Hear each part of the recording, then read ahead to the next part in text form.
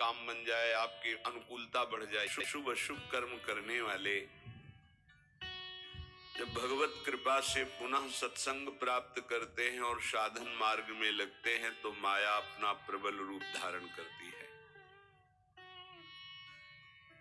या तो ऐसी अनुकूलता प्रदान करती है कि वो भूल जाए, या ऐसी प्रतिकूलता झोंक देती है कि उसको लगता है कुछ नाम जपने से नहीं, कुछ साधन करने से नहीं, दुख तो वैसे ही घेरे हुए। धैर्य छूट जाता है और भगवत मार्ग से विमुख आचरण करने लगता है। इसलिए उपासक को बहुत सरल ढंग से समझना चाहिए कि पुरानी फसल यदि बाजरा बोई है और बाजरा की रोटी मिल रही तो अगली फसल गेहूं बो दिया तो कल ही नहीं रोटी बना लोगे।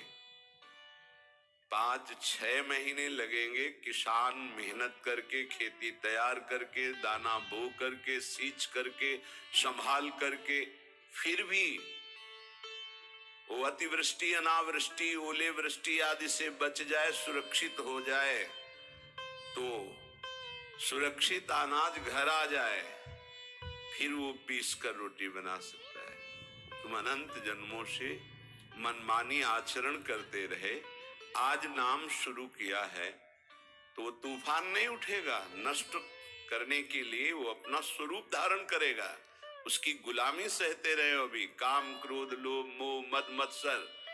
अब तुमको धैर्य पूर्वक नाम को पकड़े रहना। जैसे आंधी चले तो हम पहाड़ का आश्रय ले लें, हटे ना इधर उधर, तो आंधी तूफान पहाड़ को नहीं उड़ा सकती।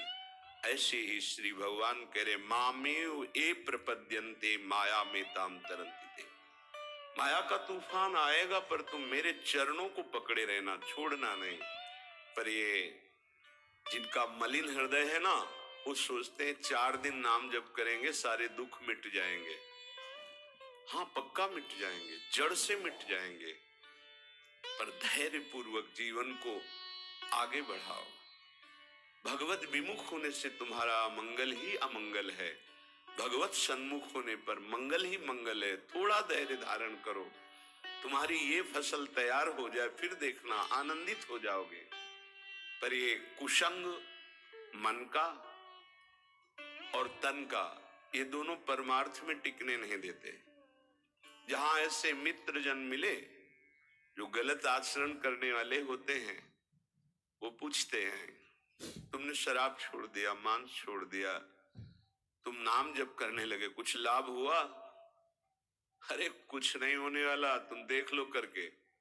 उसके दिमाग में माया तो आक्रमण की ही है, तत्काल नकारात्मक भाव आ जाता है कि नहीं नहीं, इन महाराज जी भगवत के मार्ग में कुछ नियमों नहीं को मिला, फॉलो ठीक करो। कह रहे हो, तो आओ हमारे संग फिर हो जाओ। फिर वो माया के मलिन आचरणों में उतर जाता है। वो संत द्रोह, भगवत द्रोह उसके हृदय में अपना स्थान बना लेता है। फिर जन्म जन्मांतर, युग युगांतर कब अवसर आएगा भगवत मार्ग में चलने का। इसलिए जिनको सत्संग मिला है, जिनको नाम जपने का सौभाग्य मिला है, उनको बहुत धैर्यवान होना पड़ेगा। इसको ऐसे पकड़ना होगा कि जैसे हम बहुत बीमार हैं और इस औषधि के सिवा हमारा कोई रास्ता नहीं बचने का, अब हमको ये औषधि खानी ही है। जासु नाम भव भेषज हरनि घोर त्रैशूल, तीनों तापों का नाश करने की सामर्थ्य और संसार समुद्र से पार करने की सुदृढ़ नौका, भवरोग की अचूक औषधि नाम है।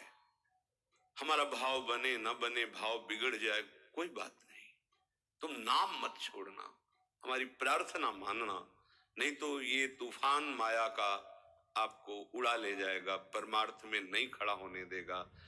बहुत धैर्य पूर्वक दीर्घ काल तक चला जाता है। धैर्य कहते हैं लाभ मिले ना मिले, हानि मिले, अपमान मिले, सम्मान मिले, हम किसी भी स्थिति में अब नाम नहीं छोड़ सकते। वो जीत जाएगा माया से। विपक्ष बहुत जोरदार है, आप क्या समझते हो? आप भगवान के अंश हो, ये भूल चुके हो, लेकिन वो नहीं भूली। वो भगवान की शक्ति है, भगवान कह रहे हैं मम माया दुरत्य, मम माया, मम मेरी है। जैसे ममैवांशो आपको बोला तो विपक्ष को भी बोला मम माया। सही बात है। अब आपको सावधान करने के लिए भगवान ही संत, गुरुदेव, शास्त्र इस रूप में संबोधन करते हैं। तो अगर आप इनकी बात मान जाओगे तो माया भगवती कृपा करेंगे और अपना प्रभाव समेट लेंगी, और यदि आप इनकी अवहेलना उल्लंघन करोगे तो फिर उनके प्रभाव से बड़े बड़े ज्ञानी परास्त हो गए हैं। जो माया बहुबार नचावा, दास चरित को लख नहीं पावा, ऐसे विचित्र है, बहुत बहुत विचित्र। जो ज्ञानिन कर चिता परई, भरी आई विमोह बस करई, ऐसी प्रचंड माया है। इसलिए जिनके कानों में आवाज पहुंच रही हो, हमारी प्रार्थना है, बहुत जन्मों से भटक रहे हैं, ये दुख सुख के प्रलोभन और भय में आकर के नाम न छोड़ दीजिए। ऐसा भी हो सकता है कि नाम जपना शुरू करें, आपकी नौकरी लग जाए, आपका काम बन जाए, आपकी अनुकूलता बढ़ जाए। ये नाम का फल नहीं है, ध्यान रखना, ये नाम का फल नहीं है। हम स्पष्ट आपको कह रहे हैं कि जब से आपने नाम जपना शुरू किया आपका सब मंगल होने लगा, ये नहीं है।